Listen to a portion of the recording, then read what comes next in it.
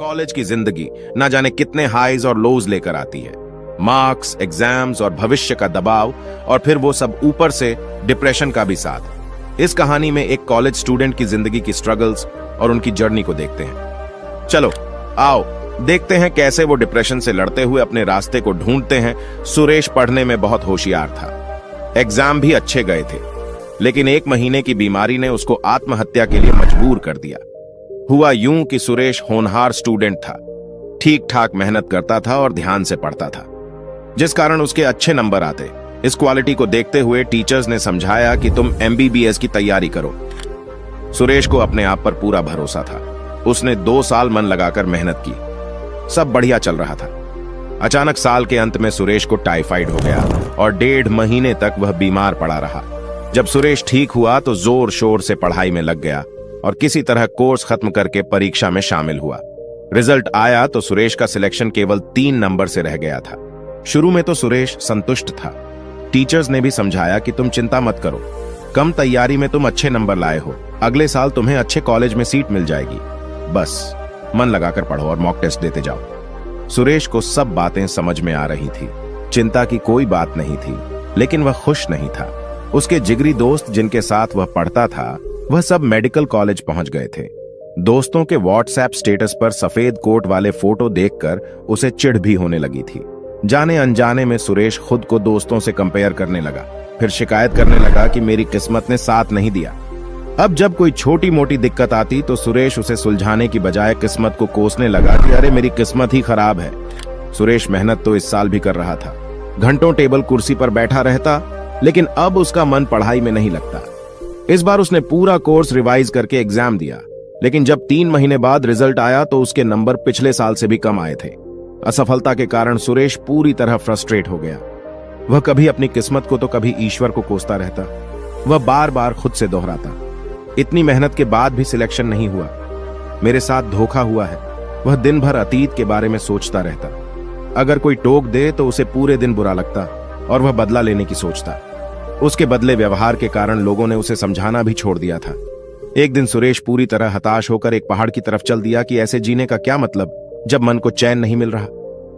सुरेश काफी देर तक चोटी के किनारे खड़ा रहा। उसे समझ नहीं आ रहा था कि मैं क्या करूं, कैसे छलांग लगाऊं। तभी पीछे से आवाज आई।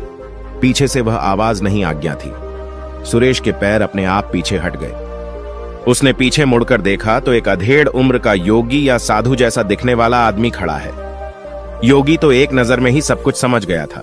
उसने पूछा, क्या हुआ तुम्हारे साथ जो तुम कूदने जा रहे थे? सुरेश ने सारी बात बता दी। आज पहली बार सुरेश ने अपने मन का दुख किसी के साथ बांटा तो उसे काफी हल्का महसूस हुआ। योगी ने सुरेश से कहा, यह बहुत छोटी समस्या है जिसे तुमने बड़ा बना लिया है। अगर तुम चाहो तो मैं इस परेशानी का आसान हल दे सकता हूं। सुरेश ने कहा, मुझे जल्दी बताइए, मुझे क्या करना होगा? मैं हर हाल में बुरी बातों और असफलता को भूलना चाहता हूं। योगी ने कहा, मेरी कुटिया पास में ही है, वहीं बैठकर बात करेंगे। कुटिया के आते ही योगी ने सुरेश को पेड़ के पास बैठाया और अपनी कुटिया के अंदर चले गए। थोड़ी देर बाद योगी बाहर आए।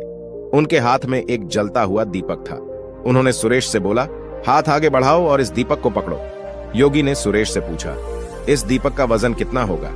सुरेश ने कहा, कुछ खास वजन नहीं है इस दीपक में। योगी ने कहा, कुछ देर इस दीपक को यूं ही पकड़े रहो, बस अपने नजदीक मत लाना। कुछ देर में ही सुरेश के हाथ दुखने लगे। योगी ने फिर पूछा, अगर तुम इसी तरह दीपक को 1 घंटा पकड़े रहो तब क्या होगा? सुरेश बोला, ऐसा करने से हाथों में दर्द होने लगेगा। योगी ने कहा, और अगर दीपक को पूरा दिन पकड़े रहो तब क्या होगा? सुरेश ने कहा कि हाथ सुन्न पड़ जाएगा, मांसपेशियों में खिंचाव बढ़ जाएगा। योगी ने कहा, क्या इस दीपक के वजन में कोई अंतर आया है? सुरेश ने कहा, नहीं, दीपक का वजन तो पहले ही जितना है। योगी ने कहा, जैसे दीपक हल्का होने के बावजूद हाथ को चोट पहुंचा सकता है, वैसे ही छोटी मोटी बात, चिंता न करने वाली बात अगर दिन भर पकड़े रहोगे तो भी अपने आप को भयंकर कष्ट में डाल लोगे। योगी ने कहा, जैसे कष्ट से बचने के लिए आपको बस दीपक नीचे रखना है, वैसे ही तुमको अपनी चिंता और शिकायत को नीचे रखना है। तुम्हारी कहानी चिंता, तुलना, शिकायत से लेकर असफलता और फ्रस्ट्रेशन की है। यह सब तुम्हारे पहले विचार के साथ शुरू हुआ जब तुमने सोचा कि मैं पीछे रह गया, और यह विचार बार बार मन में चलता रहा। और ये विचार बार बार मन में चलता रहा। तब इसने तुलना यानी कंपैरिजन का रूप ले लिया। फिर कंपैरिजन ने शिकायत का रूप लिया। जब शिकायत की आदत पड़ गई तो तुम्हारे मन का चैन ही खत्म हो गया। सुरेश ने कहा, यह तो सब मैं समझ रहा हूं, मेरी आदत बन गई है। मैं दिन भर यही सब सोचता रहता हूं। बताइए मैं क्या करूं? योगी कहते हैं कि सबसे पहले इस बात को समझो कि जीवन में कभी न कभी यह हम सबके साथ होता है। हम प्लान बनाते हैं, मेहनत करते हैं, लेकिन वह पूरे नहीं हो पाते। इसमें न किस्मत की गलती है न हमारी, बस हम नए सिरे से दोबारा कोशिश करते हैं। यह सब तुम्हारे साथ छोटी उम्र में हो गया। तुमने ईमानदारी से मेहनत की लेकिन रिजल्ट नहीं मिला। लेकिन अगर तुम इस घटना से सीख लो, शिकायत और नेगेटिव विचारों को छोड़कर अच्छाई देखो और अपने काम में मन लगाओ, तो फिर जीवन में तुम्हें असफलता कभी नहीं रोक पाएगी। सुरेश अब उत्सुक था। उसे समझ में आने लगा कि उसे एक नई स्किल सीखनी है। यह घटना उसके जीवन का एक बड़ा लेसन बन गई। उसने योगी से पूछा, मुझे यह तो समझ आ गया कि पुरानी बातों को बोझ नहीं बनाना है, पर यह सब मैं करूंगा कैसे? योगी ने कहा, हमारा इंसानी दिमाग इस तरह से प्रोग्राम्ड है कि या तो यह धन्यवाद महसूस कर सकता है या फिर चिंता कर सकता है। इसलिए अपने दिमाग को धन्यवाद देना सिखाओ। छोटी छोटी चीजों में अच्छाई देखने की आदत डालो। ऐसा करने से कुछ देर तो तुमको चैन मिलने लगेगा, लेकिन कभी कभी धन्यवाद देने से काम नहीं चलेगा। हर रात सोने से पहले तुम्हारा मन हल्का हो जाना चाहिए। आज के दिन की गलती और दुख कल परेशान नहीं करना चाहिए, तभी जीवन में प्रगति होती है। इसलिए सोने से पहले तुम्हारा मन हल्का होना बहुत जरूरी है।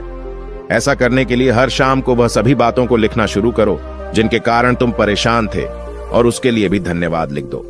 फिर 2 लाइनें लिखो कि आज तुमने क्या अच्छा किया, और 2 लाइनें कल तुम क्या बेहतर कर सकते हो। बस ये 3 चीजें लिखो। इससे मन को सुकून मिलेगा। कल कुछ बेहतर करने की इच्छा होगी। ऐसा करो और चैन से सोने चले जाओ। इस नाइट रूटीन को अपने जीवन में प्राथमिकता दूं। ऐसा करने से तुम हमेशा हल्के मुस्कुराते बने रहोगे, हमेशा मन लगाकर काम करोगे, और कोई भी बड़ा हादसा या रुकावट तुम्हें परेशान नहीं कर पाएगी। सुरेश आज बहुत खुश था। उसे लगा कि मैं 2 साल फेल नहीं हुआ, बल्कि मुझे जीवन का अमूल्य लेसन मिला है। उसे लगने लगा, अब जो भी होगा, जो भी मुश्किल आएगी, मुझे आगे बढ़ाएगी और एक बेहतर इंसान बनाएगी। उसने अपने मन में नोट किया कि मुझे हर रात बस 3 बातें लिखनी है। आज के दिन की परेशानी के लिए धन्यवाद देना है। आज क्या अच्छा किया और कल एक के दिन की परेशानी के लिए धन्यवाद देना है। आज क्या अच्छा किया और कल एक चीज क्या अच्छी कर सकता हूं, और इन 3 बातों को अपने जीवन में अमल करना है।